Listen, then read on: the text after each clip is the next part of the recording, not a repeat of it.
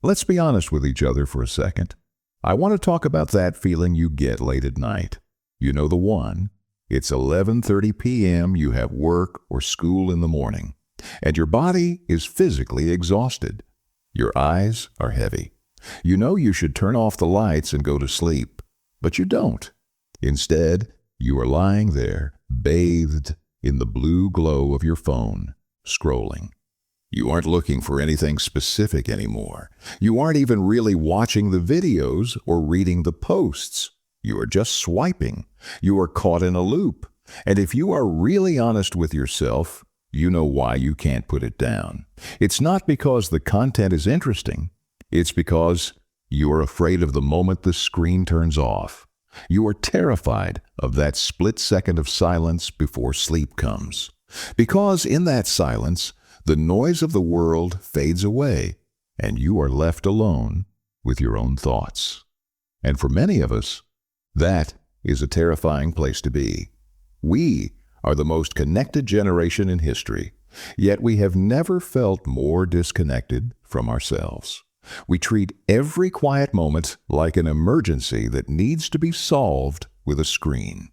We numb ourselves with constant noise because we are afraid that if we stop, we might feel something we don't want to feel. We might feel lonely. We might feel like we aren't where we're supposed to be in life. So we run. We run into the distraction. But here is the truth that no one is telling you. That exhaustion you feel, that low-level anxiety that hums in the background of your life, it isn't happening because you are doing too much. It is happening because you are never doing nothing. You are starving your brain of the one thing it needs to heal, to create, and to make sense of your life. You are starving yourself of boredom. This isn't a book about being lazy. It is a guide to stopping the run. It is about learning how to face the silence, how to put the shield down, and how to finally meet the person you have been avoiding, yourself. Chapter 1. Why We Choose Pain. Let me tell you about a study that completely changed how I view the human mind. A group of researchers at the University of Virginia brought participants into a lab and gave them a very simple choice. They could sit quietly in a room for just 15 minutes with absolutely nothing to do. No phones, no books, no music. Or if the boredom became too unbearable, they could push a button and give themselves a painful electric shock. Now, on the surface, this sounds ridiculous. Who in their right mind would choose physical pain over a quarter hour of relaxation? You'd assume everyone would just sit back, maybe daydream a little, and enjoy the break. But that is not what happened. The results were shocking. Pun intended. A huge number of people, particularly the men in the study, chose to shock themselves. One participant shocked himself 190 times in 15 minutes. Think about the gravity of that. We are so terrified of being alone with our own thoughts, so incapable of navigating the landscape of our own minds, that we would literally choose physical suffering just to feel something other than the quiet. Why do we do this? Why is the interior of our own head such a scary place to be? It's because in that silence, there is no performance. There are no likes, no comments, and no external validation to tell us who we are. When the external world goes quiet, the internal world gets loud. All those worries you've been pushing down, all those insecurities about whether you're doing enough or being enough, they start to bubble up. And instead of facing them, we look for an escape hatch. We treat boredom like a disease that needs to be eradicated. If we are waiting for a friend at a coffee shop, we panic if they are 2 minutes late. And immediately our hand dives into our pocket for the glowing rectangle that saves us from looking lonely or unoccupied. We have forgotten how to just be. We have traded our internal peace for a constant state of low-level stimulation, and the cost is higher than we think. We aren't just killing time. In a way, we are killing the part of ourselves that can only survive in the deep end of the pool. We are staying in the shallow end, splashing around, terrified of the depths where the real treasures are hidden. Chapter 2. The Doom Loop of Endless Distraction. We need to talk about the path of least resistance. In physics, electricity flows through the path that offers the least pushback. Human behavior is frighteningly similar. Your brain is an energy-conserving machine. It doesn't want to do the heavy lifting if it doesn't have to. And in our modern world, we have built the ultimate playground for lazy brains. We have created a world where the path of least resistance is always a screen. Think about your average Tuesday. You're driving, and you hit a red light. It's going to be red for maybe 45 seconds. What do? Do you look at the sky? Do you take a deep breath and check in with how your body is feeling? Probably not. If you're like most people, you check your phone. You check it even though you just checked it 3 minutes ago. You check it even though you know nothing life-changing has happened in the last 180 seconds. It's a reflex. It's a muscle memory born out of a desperate need to sedate the default mode network, which we will talk about soon. This is what researchers call the doom loop. It's a cycle where we feel a tiny flicker of boredom, maybe just a microsecond of nothingness, and we panic. We hit the button for a quick dopamine fix. We scroll. We watch a 6-second video. We read a headline that makes us angry. And for a moment, the boredom is gone. But what takes its place isn't satisfaction. It's a hollow, sugary coating over a starving mind. The tragedy of the doom loop is that it robs us of coherence. Our lives start to feel like a series of fragmented clips rather than a full-length movie. We lose the thread of our own narrative. You might finish a 2-hour scroll session feeling drained, anxious, and somehow empty, asking yourself, what did I even just do? That hollowness comes from a lack of meaning. Meaning doesn't live in the scroll. Meaning lives in the spaces between the actions. When we eliminate the pauses, we eliminate the glue that holds our identity together. We are literally amusing ourselves into a state of numbness, constantly consuming everyone else's life while our own life sits there waiting for us to pay attention to it. Chapter 3. Default Mode, the Science of Wandering. Now, I want to get a little technical with you, but stay with me because this is where the magic happens. Your brain has 2 primary modes of operation. The first is the executive network. This is the part of your brain that lights up when you're solving a problem, writing an email, or focusing on a specific task. It's the doing mode.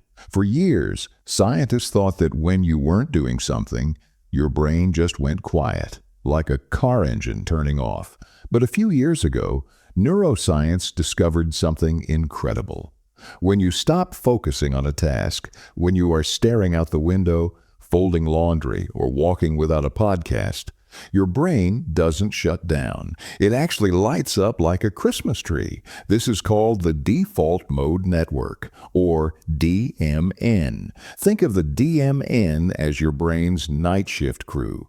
When the busy day shift of tasks goes home, the night shift comes in to clean up, organize, and make sense of everything.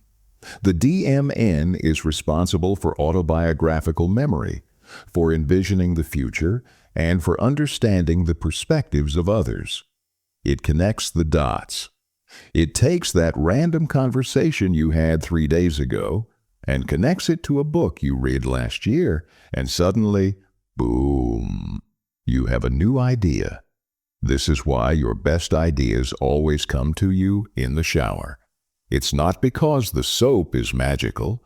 It's because the shower is one of the last remaining places on Earth where you are forced to be bored. You can't bring your phone in there. Your executive network relaxes, and the DMN takes over. But here's the problem. The DMN feels mildly uncomfortable at first. It feels like boredom. And because we have trained ourselves to view that feeling as an enemy, we attack it with distraction. We interrupt the night shift before they can even start working. We are starving our brains of the very processing time they need to make sense of our lives. We are walking around with a backlog of unprocessed emotions and unconnected thoughts, wondering why we feel so scattered and overwhelmed. Embracing boredom isn't about being lazy. It is about allowing your brain to enter its most vital, creative, and restorative state. Chapter 4. Facing the silence and finding yourself. So, why does the default mode network feel uncomfortable? Why does that initial wave of boredom feel almost like anxiety? It's because the DMN is the home of the big questions. When the noise stops, the brain naturally drifts toward existential territory. It starts asking things like, am I happy? Is this relationship working? What is the point of what I'm doing with my life?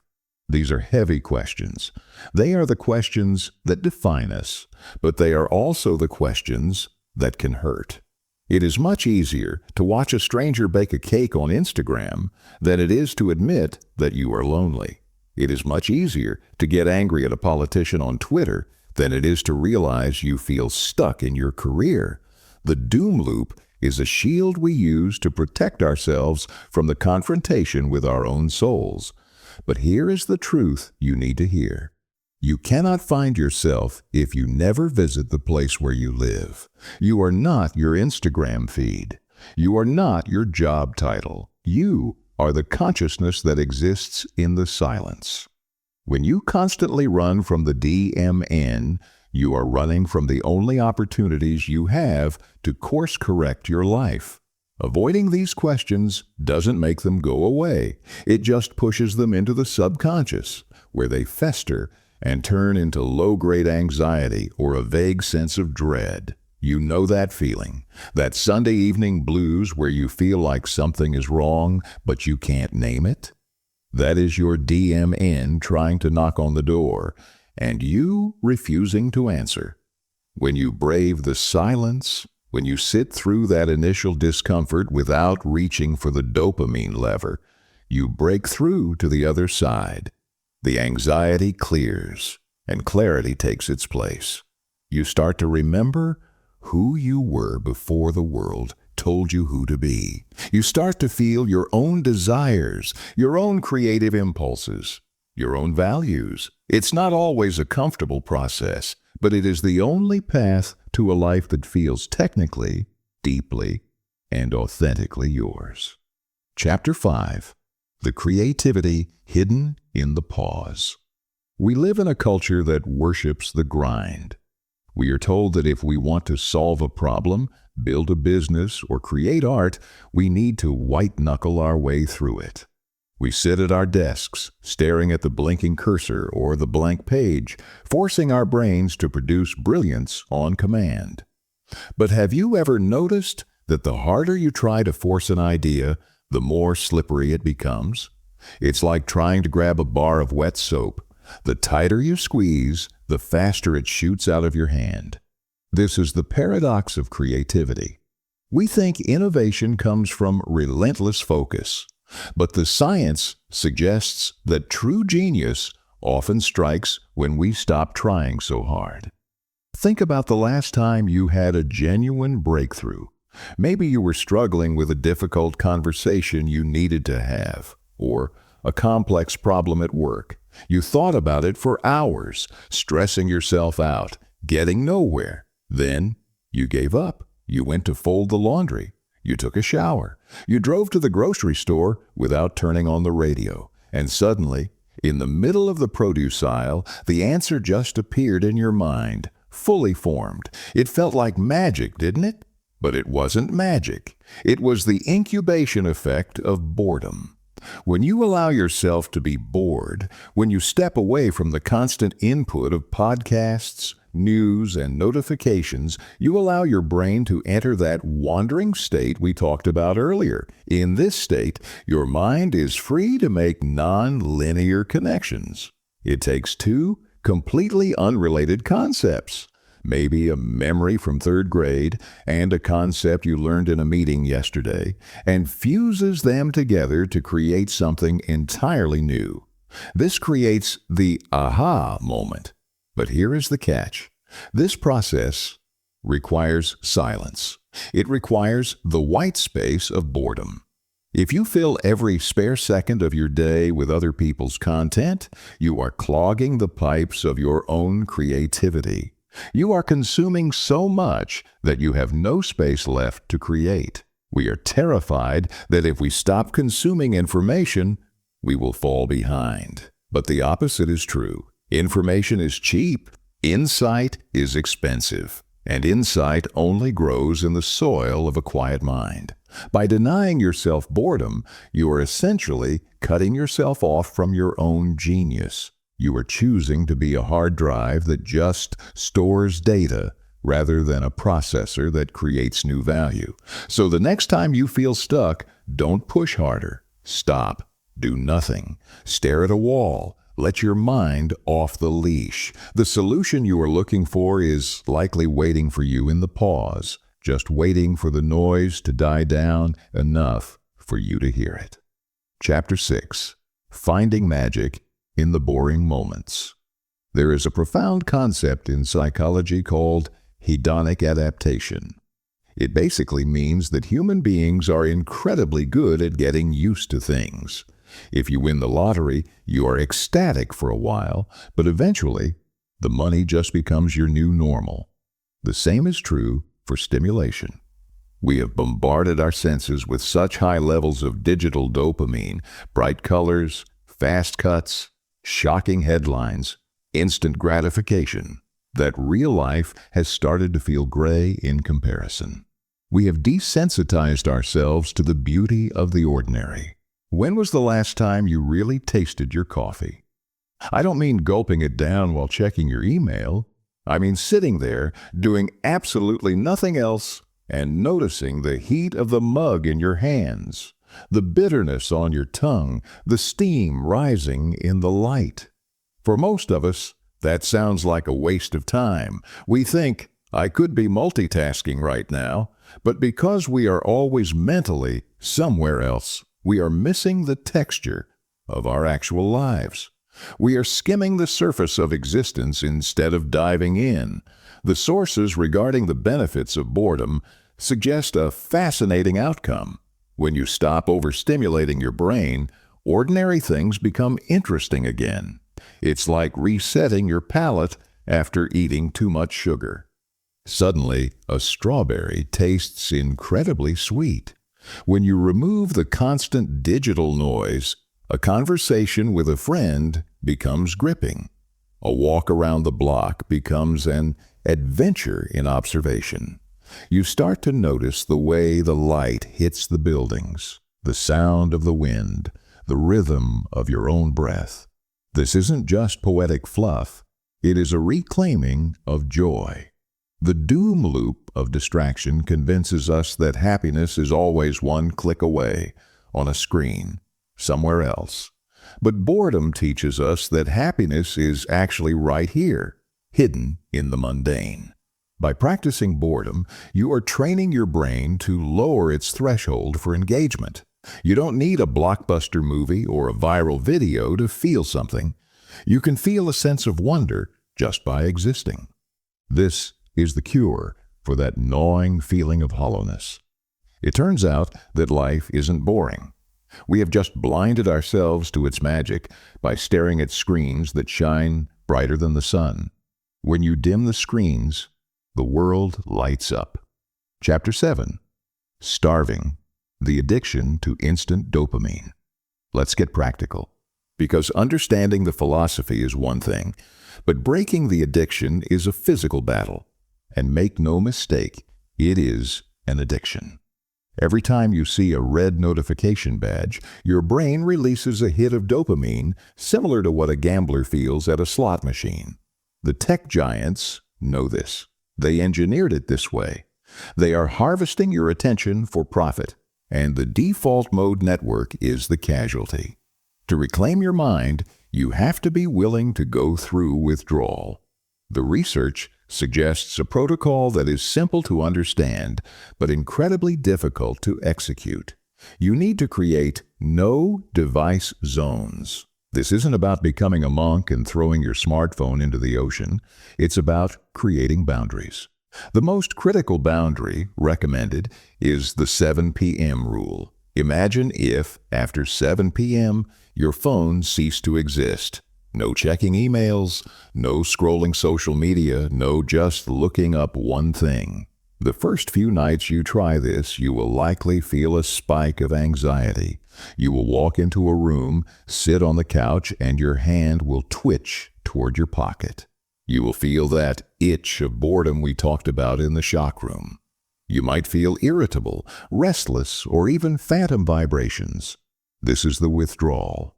This is your brain screaming for its easy fix. But this is also the moment of victory. If you can sit through that discomfort, if you can pick up a paper book, or talk to your partner, or just stare out the window at the dark street, you are breaking the loop.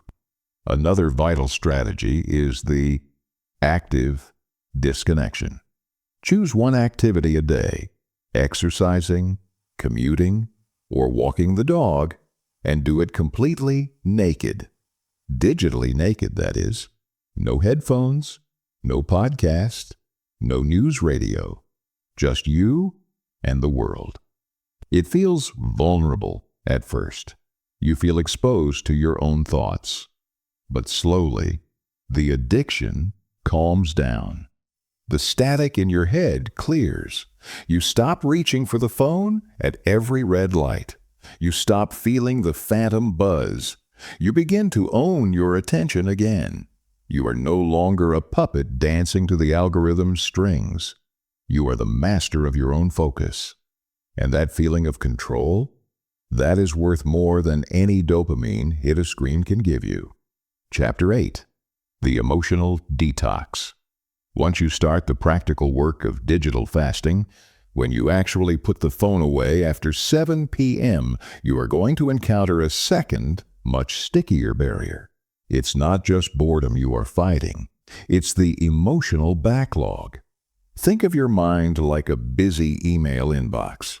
Every day you experience micro-stresses, a rude comment from a coworker, a flash of jealousy when you see a friend's vacation photo, a pang of regret about a past relationship. When we are constantly distracted, we never process these feelings. We just hit mark as unread and shove them down into the subconscious. We use the dopamine of the scroll as an anesthetic to numb the tiny cuts of daily life. But here is the hard truth. Feelings do not just disappear because you scrolled past them. They accumulate. They pile up in the basement of your mind, turning into a heavy, undefined weight on your chest. This is why, when you finally sit in silence, you might not feel creative immediately. You might feel sad. You might feel a sudden wave of irritation or anxiety. This is the detox phase. Just as a body sweats out toxins when you quit sugar, your brain has to process the backlog of unprocessed emotions when you quit the noise. It is the mental equivalent of cleaning out a hoarder's closet. It looks messy and overwhelming before it gets organized. We are terrified of this phase. We think that if we let ourselves feel that sadness or that loneliness, it will swallow us whole. But the research on the default mode network suggests that this processing is vital for emotional health. You have to feel it to heal it. When you sit with your boredom, you are finally allowing your brain to file these emotions away. You are letting the system digest the experiences of your life. It might be uncomfortable for 20 minutes or even an hour. But on the other side of that discomfort is a lightness you haven't felt in years. You aren't depressed. You are just finally catching up on the administrative work of being a human being. By refusing to numb out, you stop carrying the heavy baggage of the past. leaving you lighter and more present for the future. Chapter 9. Solitude versus Loneliness. As you push through the emotional detox, you will come face to face with one of the deepest fears of the modern generation, the fear of being alone. We have conflated aloneness with loneliness. In our hyper-connected culture, if you aren't constantly communicating with someone, texting, tagging, sharing, you feel like you are failing socially. We look at a person eating dinner alone in a restaurant, and we feel pity, assuming they must be sad or unwanted. We have forgotten the profound difference between being isolated and being in solitude. Loneliness is the pain of being alone. Solitude is the glory of being alone. Boredom is the gateway to solitude. When you strip away the digital voices of 1,000 strangers, you are left with the only relationship that is guaranteed to last your entire life, the relationship with yourself. If you are bored when you are alone, it is a sign that you haven't built a friendship with yourself yet. You are treating yourself like a stranger in a waiting room, awkwardly looking for a magazine to read so you don't have to make eye contact. But when you embrace the silence, that dynamic shifts. You start to realize that you are actually interesting company. This shift transforms your life. When you are no longer desperate to escape your own head, you stop making decisions out of fear. You stop staying in bad relationships just because you are scared of the quiet. You stop saying yes to plans you hate just to avoid a Friday night in. You begin to experience JOMO, the joy of missing out. You realize that the world is frantic and loud, and that stepping out of it isn't an act of weakness, but an act of power. You cultivate a self-reliance that is unshakable. You learn that you are enough. You don't need the constant validation of a like or a comment to confirm your existence. You exist deeply and fully in the quiet dignity of your own presence. This is the ultimate freedom, to be completely alone and to feel completely whole. Chapter 10. A Quiet Mind. We began this journey by looking at a room where people chose electric shocks over silence. We looked at the doom loop that keeps us distracted, hollow, and anxious. And now we arrive at the destination. What happens when you actually commit to this?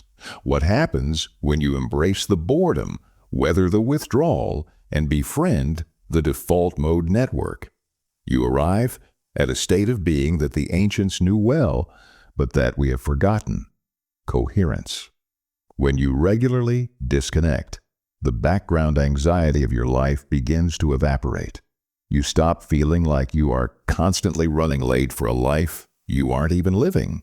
You start to feel blessed, not in a religious sense necessarily, but in a deep gratitude for the mere fact of being conscious. The sources describe this as a shift from seeking to being. You are no longer frantically searching for the next distraction to numb the pain of existence. You are comfortable in your own skin. Your relationships deepen because you are actually there when you are with people. You aren't half listening while thinking about a tweet you read. You are present. Your work improves because you have the mental endurance to focus deeply without needing a break every 4 minutes. But most importantly, the big questions: who am I? What is my purpose? Stop being scary monsters that you run from. They become companions. You start to find answers in the quiet. You realize that your purpose wasn't missing. It was just drowned out by the noise. A quiet mind is not an empty mind.